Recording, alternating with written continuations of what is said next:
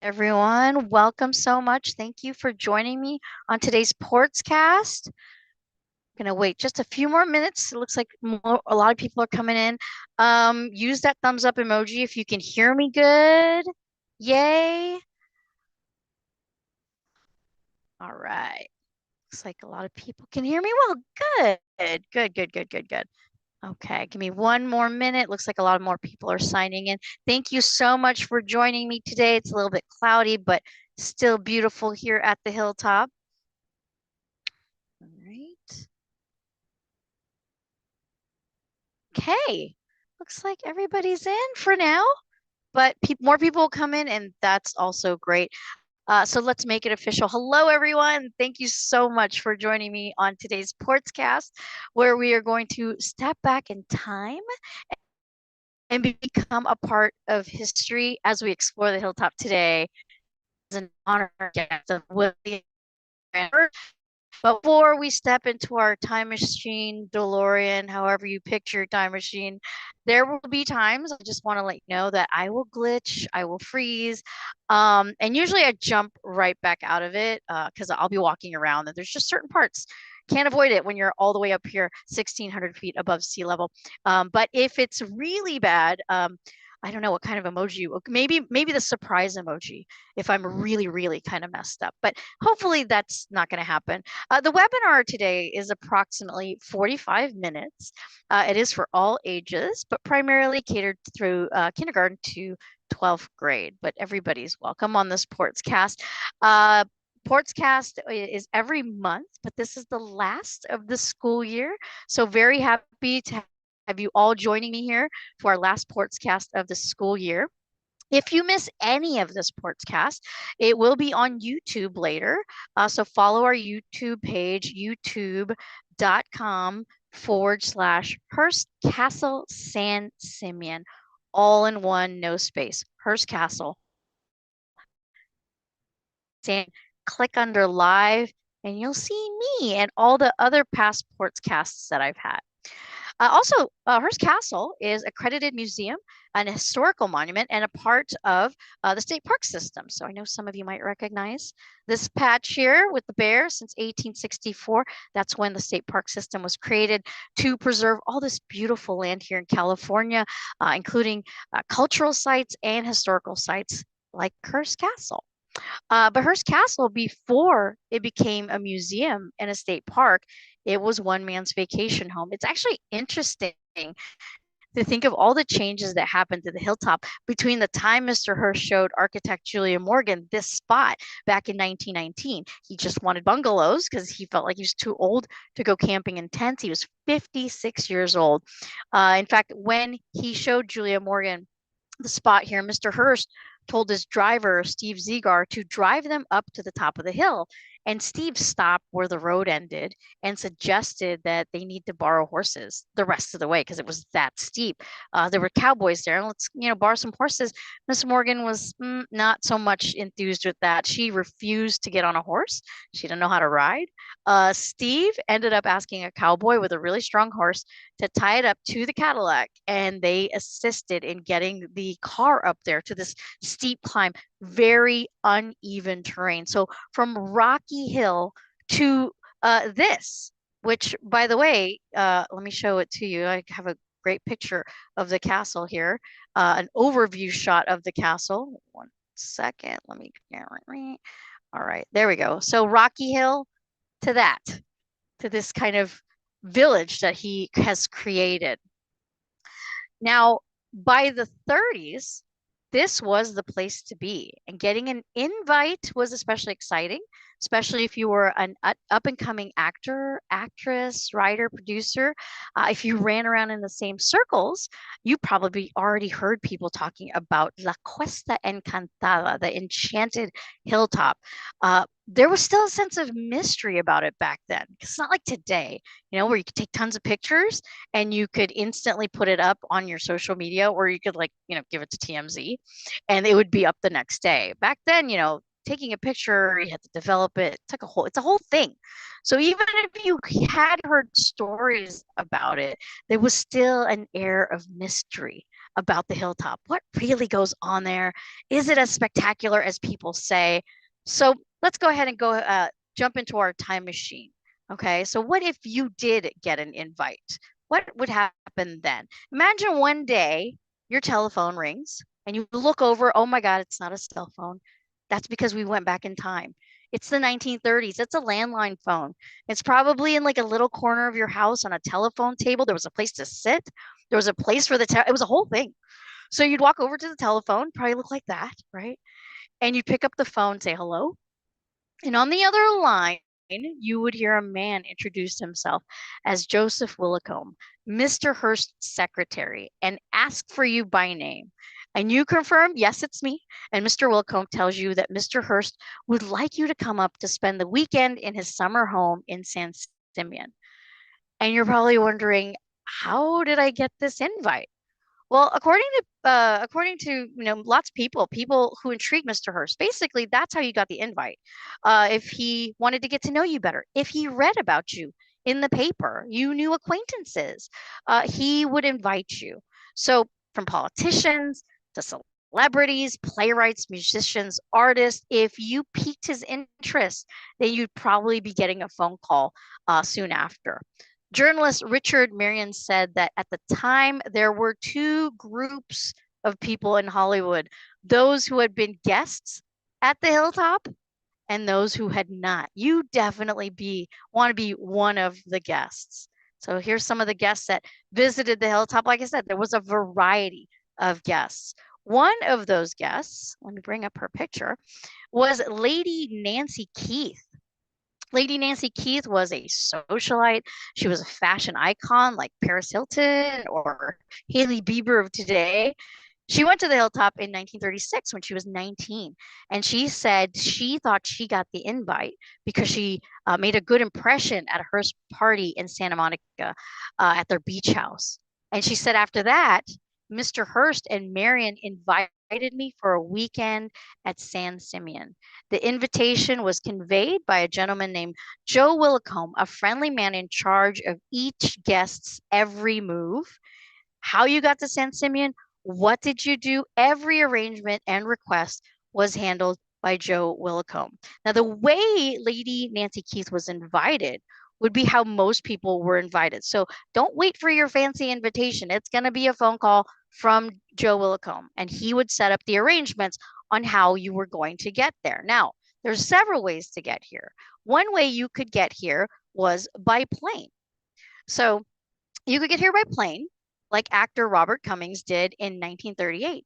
He said, I flew my plane, which was a Cessna C-37 monoplane. I flew up and landed on a dirt field somewhere down there. And I was met very politely by a man with a car and brought up to the castle and taken to a very nice room where I was to stay. Yeah. But if you didn't have a plane like old fancy pants Rich McGee Robert Cummings, Mr. Hearst's secretary would make arrangements for you to come here. And you would take a train from LA to San Luis Obispo. And from there, Mr. Hearst would have a car and taxi waiting for you to take you up here to this hilltop. Actor Ben Lyons said that after you got your invitation, you would get instructions to be at Glendale on Friday night, and your tickets would be waiting. And there would be a private train, and you would be joining in the train with the other guests, 10, 30 people. Drinks would be served, a dinner, and then you'd get to San Luis Obispo about 2 in the morning, and the cars would drive you up to the castle. And most likely you were riding in a taxi that was part of Steve Seagar's fleet. Steve became his Mr. Hearst driver after picking up Mr. Hearst in 1919. Mr. Hearst had called another taxi service, but that taxi failed to pick him up. He asked Steve if he could take him up to his father's home in San Simeon. And Steve agreed. He said, sure, I'll take you. He had no idea where San Simeon was. It was the middle of nowhere, still kind of in the middle of nowhere. And when he dropped Mr. Hearst off, Mr. Hearst gave him around $50, which today would be $900, and told Steve to come pick him up again in 3 days and to come back and take him back to the train station. And from there, Steve became Mr. Hearst's private cab service. Now, your trip from the train station to the castle. It's going to take a while, okay? So when you're taking this trip, you probably want to get to know who your host will be if you didn't already know. That's highly unlikely that in the 30s you had not heard of Mr. Hearst. Because even if you didn't know who he was, you most likely read a newspaper that was part of the Hearst Corporation. In the mid 30s, Mr. Hearst had 28 newspapers, 13 magazines, and averaged about 20 million readers a day. He is known as America's first media mogul, but who was he really? What was he like when he wasn't working? Was he a good host? Would he be very friendly to you? Well, if one of the guests you're seated next to is Alice Head. Alice Head was Hearst's magazine editor in England. She would tell you this: Mr. Hearst is a man of profound learning with an absolutely first class brain, with a number of engaging boyish characteristics. Always a gentleman, generous, and a responsive sense of humor. Or maybe Lita Gray, Chaplin, who was Charlie Chaplin's second wife. Maybe you were in a car with her. And she said, as a host, he was mild mannered caretaker, listening more than talking. Irvin Cobb, who was a journalist for Hearst, and he was an author of 60 books, would tell you that William Randolph Hearst had a redeeming sense of humor.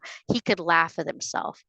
Iron Eyes Cody was a Native American actor, and he said that Hearst, Native American actor and humanitarian, and he said no one agrees on exactly who this kindly, generous, aloof, vicious, possessive, fatherly, loving, shy, sentimental megalomaniac was. That's quite the description. I can't figure it out myself. He was just a simple, average guy with a perfectly normal dream, except he actually began carrying it out in interest. He wanted to own the world. That's all. That's all. So you're here now, okay? So now typically Mr. Hearst wanted another place for you all to be dropped off, which is a north wing. We are not in the north wing, ladies and gentlemen. We are on the south wing. Where you would be dropped off would be right around there. So the reason you weren't dropped off in the north wing is because it wasn't finished. So you would be dropped off here, and at night, as you were riding up this windy road right there, there's Casa del Mar. You'd ride up this windy road, you would start seeing glimpses of the castle as you went up at night. One guest described it at night as looking like a birthday cake. Imagine getting off of your taxi, exiting, and seeing that house all lit up in front of you. That would be amazing. Ann Miller, who was the maid and housekeeper, said the guests would arrive. Okay, you'd be met by a housekeeper, and the houseboy would take your luggage, and you were escorted to your rooms. You were told the dinner hours, movie hours, and where the phones were located. So this weekend, climb up the Esplanade. I might glitch out a little bit here, so right here a little bit, all right? So we're gonna walk through this. You're assigned to day.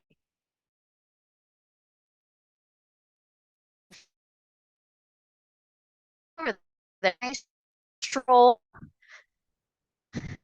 So I know we're taking place at night, but it's good it's not at night because look at the gardens.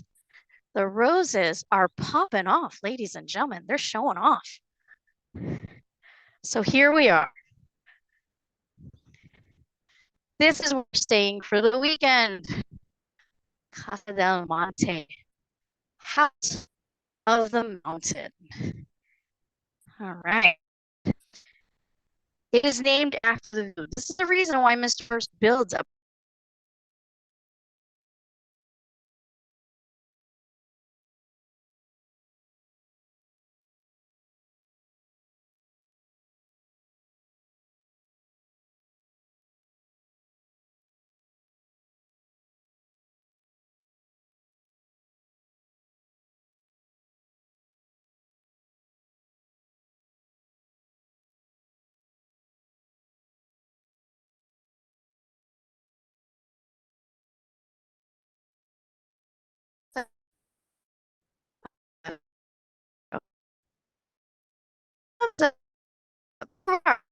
We are in front of Casa del Monte, House of the Mountain, named after the view of the Santa Lucia Mountains. What an entrance. What a little Airbnb you have. We'll see the view here in just a bit. This is the smallest of the three guest cottages, 2,550 square feet. It has a total of 10 rooms, 4 bedrooms, 4 bathrooms, a sitting room, and a lobby. Let's go in. Let's see your accommodations. And here is the lobby I was talking about. Hopefully you all can still see that. All right. And as you look around, we're going to take a quick walk through the bedrooms.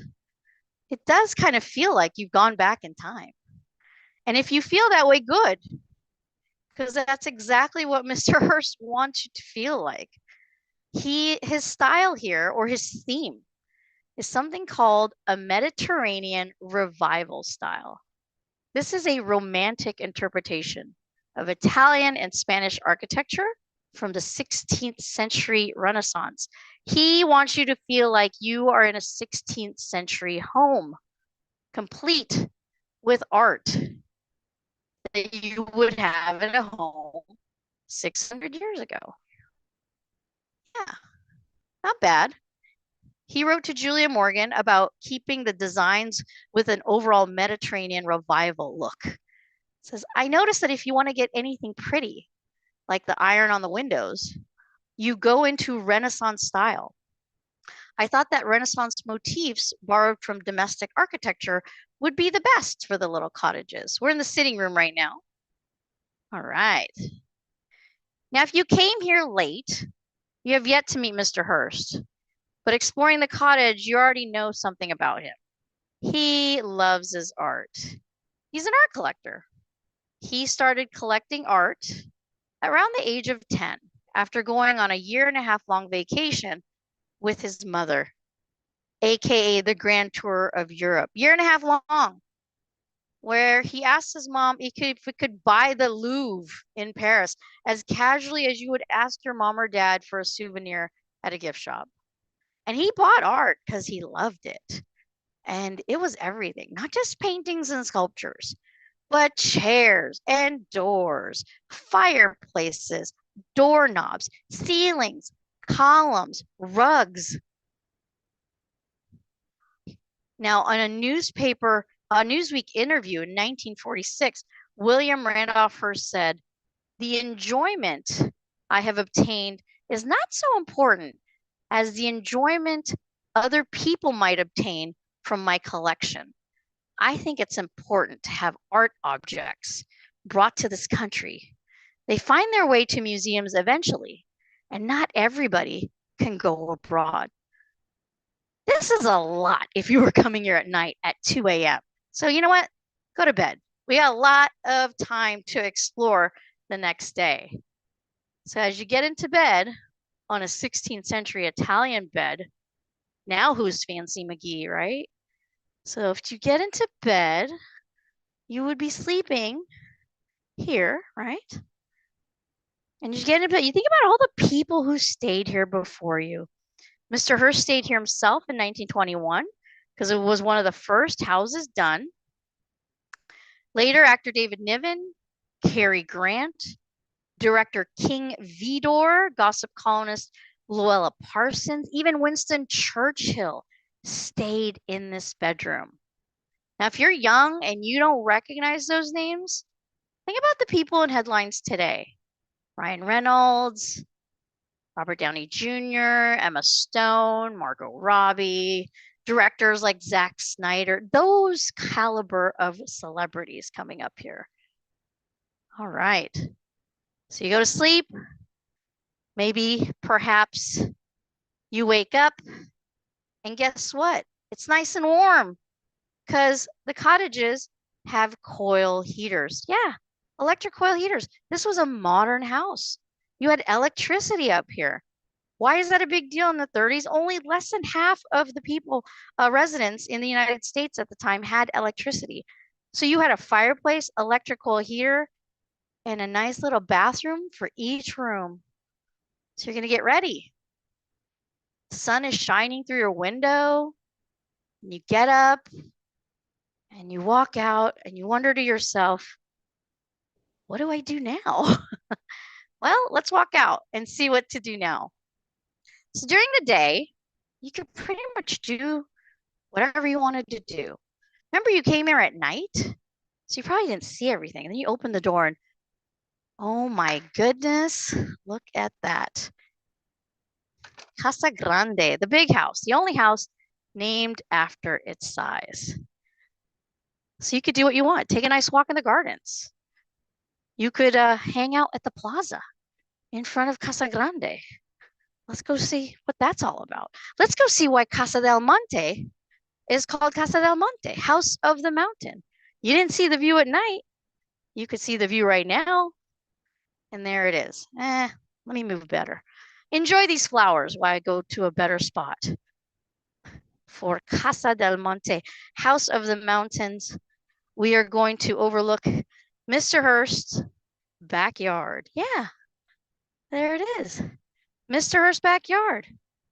He owned 250,000 acres at one point. To get to the end of his backyard, you have to run out there 37 some miles. So what are you going to do? Aside from walking around the gardens, you could go horseback riding. People would go horseback riding. Mr. Hearst loved to go horseback riding. William Block, the son of newspaper publisher Paul Block, said that one time the young people were permitted to ride horseback down to the shore. And I recall the strange feeling of going through fields where there were camels, zebra, and deer. A fabulous spread of food had already been brought down and were waiting for them. Now, if you do go horseback riding, guess what? Be prepared because the rides are long and tiring. Guests who went with Mr. Hearst on this adventure got blisters, aching muscles. At one point, actor Clark Gable, by the way, very handsome guy. He was an actor. Lots of ladies liked him. Kind of like, oh, I don't know, maybe the Henry Cavill, the guy who played Superman, the Henry Cavill of that day. He went horseback riding with Mr. Hearst and he leaned over to another actor, Gary Cooper, and said, when we get to the brow of the next hill, we'll see Los Angeles. Now, maybe, like I said, you're going to skip out. Hard pass on the long and arduous horseback riding. You could, like I said, visit Mr. Hearst's private zoo. He had his own private zoo. He had lions, tigers, bears. Oh my. But wait, that's not all. He had giraffes, elephants. There's a tennis court in the back. Maybe you could go play tennis, go for a swim. Hey, why don't we do that? And you're probably like, why are we going to go for a swim right now? It's kind of cold. Hey, don't worry about it. Don't worry about it. Mr. Hearst has a very modern amenities. Okay. So this is supposed to be where you would have been dropped off, by the way, ladies and gentlemen. This was the north side, the north entrance, but it never got finished. See how plain it looks? You can still see the concrete, right? He never finished it. This would have been an equally amazing place to be dropped off. But near it, too, would have been the pool. So maybe you're thinking, I didn't bring my bathing suit. I don't even have any clothes to play tennis. But then you breathe a sigh of relief because you were told by Hedda Hopper that from the time you left home until you returned, your expenses were paid. And if you forgot anything, like a bathing suit or a tennis outfit, Mr. Hearst would likely have one for you to use. So actress Colleen Moore said one time, a group of girls was at the ranch. Here we are at the Neptune pool. 3 versions of this pool, by the way. Not bad. It's okay. This was heated to 70 to 75 degrees. And as I said, actress Colleen Moore one time, when I tell you Mr. Hearst provides these things for you, she said one time a group of girls was at the ranch, all of us stars with big incomes, except for one girl who was having a hard time.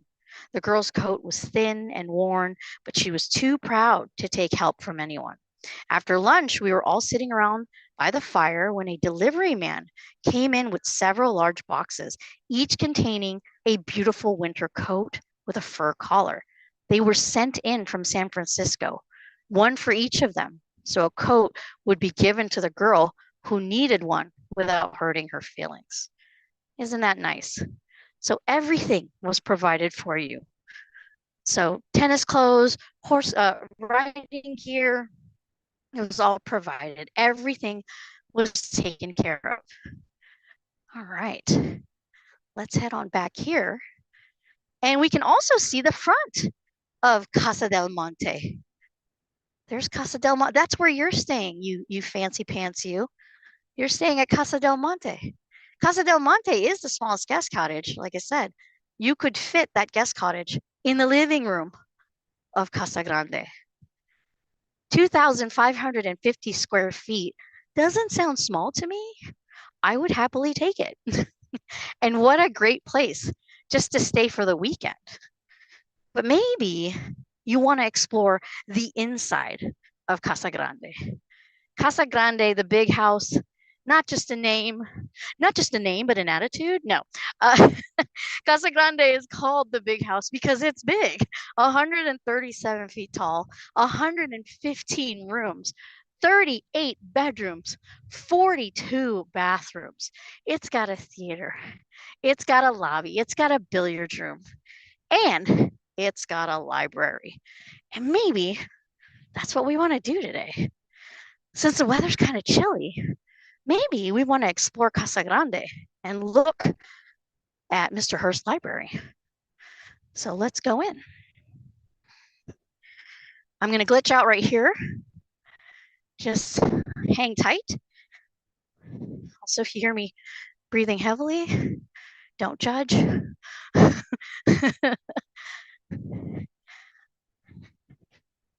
All right, let's go in.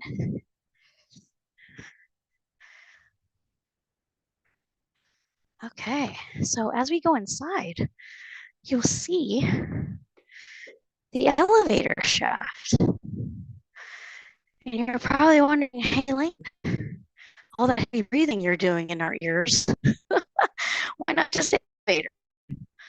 Well, the elevator tended to get stuck.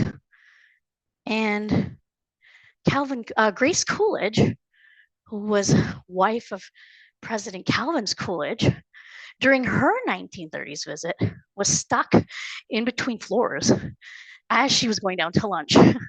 She wrote later, I thought I would eventually be missed, but time passed and there was no sound except for the workmen on the roof. Workers in the stone, it was just really loud and they couldn't hear her. So she said, after a while, I decided to try my voice at yodeling and was rather surprised at my own performance. However, I was the only one to enjoy it. After a half an hour of knitting to my own yodeling, somebody finally found her and got her out. So that's why we don't do the elevator. Modern amenities, right? This was like having a smart home back in the 30s, but it wasn't always perfect. Are we to the library yet? Here we are. Oh, here's really quickly if you want to see what the elevator looks like. It's very little. You could fit 3 people in there uncomfortably, 2 people comfortably. But here we are. Ladies and gentlemen, the library. In 1934 memoir, the well-known book collector, A. Edward Newton, said that someone knocked on his door and asked if he wanted to ride, motor, shoot, swim, or play tennis. And he told him, not if I can help it.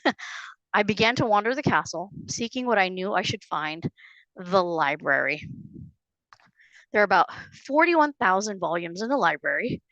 Back in the day, there were 12,000 books total in the library and the Gothic study. Many of the books were then donated to the Bancroft Library at Berkeley, and some were sold. The oldest is an 8-volume set of writings by the French playwright Molière, published in 1682. Now, don't be fooled to think that all people did here was read books.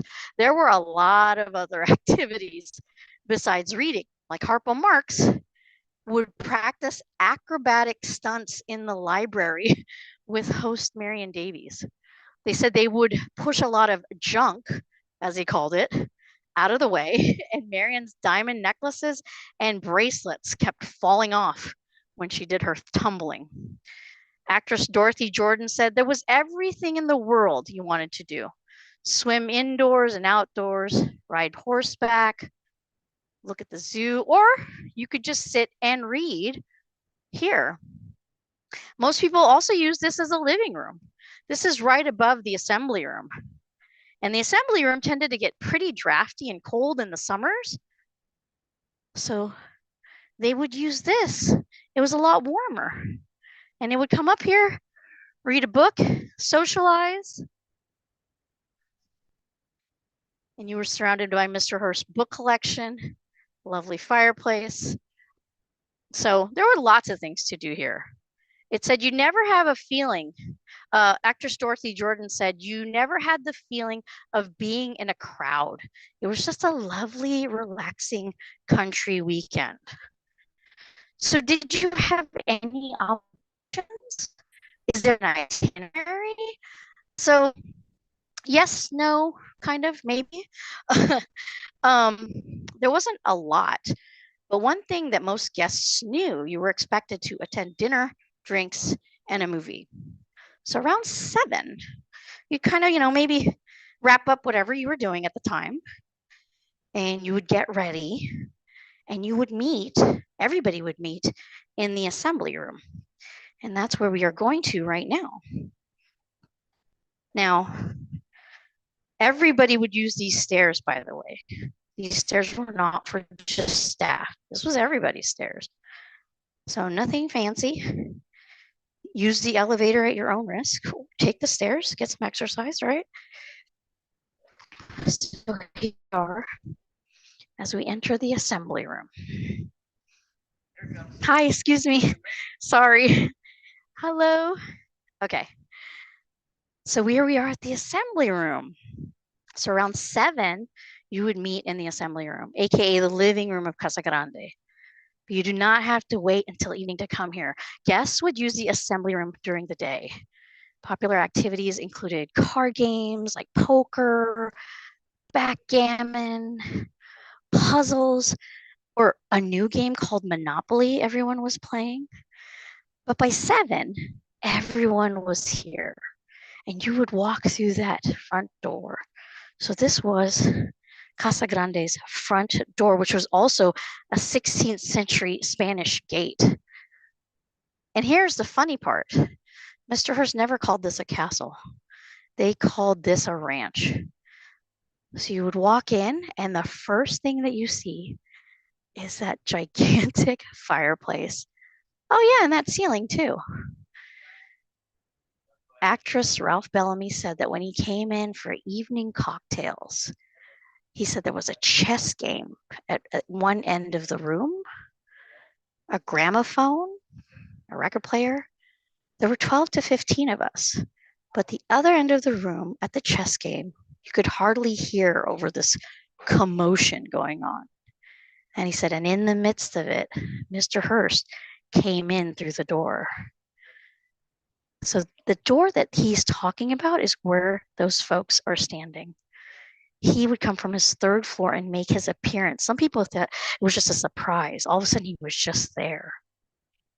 Now, at one point, Mr. Hearst wanted the assembly room to double as a ballroom. He wanted to double as ball. So if you ever come and visit us this summer, you'll notice the floors are cambered. By that, I mean there's kind of little bumps in the floor. And the reason for that was so during a ballroom and dancing, you would have more bounce to your step and you wouldn't be sliding across a flat floor. but it took a whole day to move everything. So it was kind of a long, arduous process. So they only used this as a ballroom, maybe twice. This was also used as a dining room until 1927. And then in 1927, the refectory was built. And that's where we're going to go to right now. Very quaint, super low key, said nobody. The refectory. So if you noticed, when I walked around the cottages, there was no dining, no kitchen anywhere. This is the only dining area. Around the corner, that's the only kitchen. You got all your meals here, breakfast, lunch, dinner. Breakfast was around 11, lunch around 2 p.m. buffet style. So all the food came from this ranch. So he wasn't just calling it a ranch. This was an actual working ranch. Actress Louise Brooks said, "To me, the most wonderfully magnificent room in the castle was the great dining hall. I never entered it without a little shiver of delight. High above your heads, just beneath the ceiling, floated 2 rows of many-colored Sienese racing banners. The refectory table seated 40. Marion and Mr. Hearst sat facing each other at the middle of the table, and the most important guests seated on either side. Now, it does look grand and formal, but ketchup and mustard and paper napkins, not so grand and formal because it's a ranch. He is, I think Mr. Hearst was being nostalgic of when he would go camping here with his folks. So, no room service. Your main house is where you come for all your meals. Conversations. One guest said the dinner was quite jolly. Mr. H was genial and had quite a grand sense of humor. Now, dinner was a bit more formal. You would get a menu for dinner, main course, dessert. Favorite dessert would be ice cream. Marion Davies, Mr. Hearst's companion, said that producer director Howard Hughes came to many of our parties. He never drank or smoked, but he was an ice cream addict. He ate it by the quart. I mean, same, right? At one time, I too was an ice cream fiend, and we used to have ice cream races at night. Oh, the dairy. I almost, I always ate the most, so I always won. And then at the very bottom of the menu would show the movie that you would be watching. And one guest said they had seen a preview of an English picture, The Garden Murder Mystery. Mr. Hearst would get movies that were not out in theaters yet, so you would be in for a treat. We cannot go into theater, unfortunately, because my connection just goes really bad there.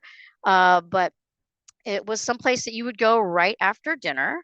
I want to see if I can find a picture of the theater for you. There it is. And yeah, it looks that spectacular, if not more spectacular. So there you go. And after dinner, or after the movie, which again, very modern, it had sound. So that was a big thing. In fact, Charlie Chaplin, who didn't think talkies were going to make it big, actually questioned Mr. Hearst. Hi, excuse me. Actually questioned Mr. Hearst on why he would have sound in his movie theater because he didn't think talkies were going to make it. But Mr. Hearst knew that having sound theaters and sound movies were going to be a thing. All right. So after you would watch a movie with Mr. Hearst, you had a choice. Again, no itinerary, right? No itinerary. You had a choice. You could either go back to your room, and guess what? Our room's right there, pretty close. Or you could have a nightcap in one of the rooms, maybe a cocktail or two, or you could go and have a midnight swim. Now, both of Mr. Hearst's indoor and outdoor pools are heated, but at night, most likely, guests went to the indoor pool. Not during the day, though. wasn't that popular during the day because look at this walk I'm trekking on right now. The Neptune pool is closer to everybody's cottages and closer to everything. So not a whole lot of people used the Neptune pool. It was also heated, but at night, when you got out, the theater is roughly around here. It is a little bit closer. So that's where we're going to go to right now. In the distance, you could see tennis. Tennis, again, one of those things that you could play. Mr. Hearst was a great tennis player. He said he never chased down a ball. He had a ball boy do that, but he was pretty good at tennis.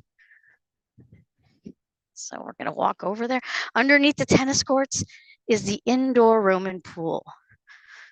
Imagine playing tennis there with Charlie Chaplin, who was here a lot.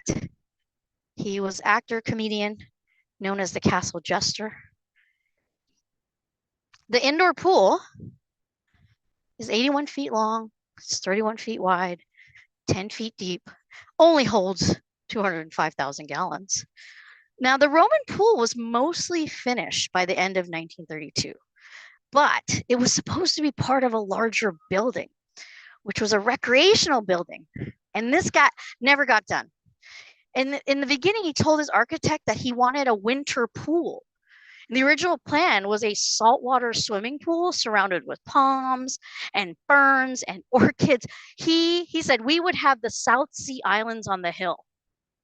But then he changed his mind and he wanted it to be a recreation building with a gymnasium, a handball court, and 2 or 3 indoor pools, fresh and saltwater, heated to different temperatures like an ancient Roman bath. Now, the indoor pool was used by some of the guests, and that recreation building never got done. For the most part, like I said, it wasn't popular. I mean, you wonder why. Eleanor Boardman, who was a guest here many times, said the indoor pool is nothing. It's gloomy, it's dark, it's depressing. Really? Really, Eleanor? Gold under your feet is just kind of gloomy and depressing for you? Okay, okay.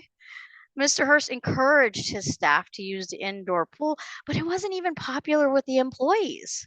Ann Miller, the housekeeper, said it wasn't really that inviting because it was usually evening or late afternoon when we did go in, and the steam heat, the extra heat, it just wasn't comfortable. We didn't try to do it very often. James Beck, though, some guests did enjoy it. He was a teenager, and he said, a very late night swim in the indoor pool was fun and exciting. Princess Conchita Pignatelli, a good friend of the Hearst, said that her young daughter Carlotta loved swimming in the Roman pool because of all the dressing rooms. There are 10 dressing rooms back there and another 10 back there. And she loved the dressing rooms because it had all the latest bathing suits and bathing caps, jackets, and they'd model around and dive off the diving boards. I don't know if y'all can see the diving board right there. There's one, but here's the really cool one. How many of you, thumbs up, would dive off the diving platform? So there's stairs behind that wall, and people climb up the stairs and would dive in the 10 feet deep, all the way across, flat bottom pool, even though it looks curved. It's a flat bottom pool. Yeah. A lot of people would dive off that diving platform. A lot of brave people. It's pretty high up there, but it's really nice. So some people did enjoy it. I think I would have enjoyed it. I think I would enjoy it now. Let's go. No, I'm just kidding. I wish. So after a nice swim, you probably call it a night, right? And go up to your room and wake up tomorrow and do it all over again. Actress and gossip columnist Hedda Hopper said, a visit to the Hearst Ranch was a ticket to Never Never Land. Never has there been such a place, and never will we see its like again. Wow. I think that's a perfect way to end our webinar. So I hope you enjoyed your time here with Mr. Hearst and his guests.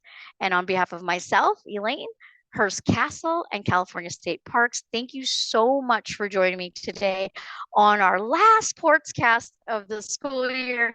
If you missed any of this Portscast or you would like to rewatch previous Portscasts, go to our YouTube page at youtube.com/Hearst Castle San Simeon. All one line, no spaces. youtube.com Hearst Castle San Simeon.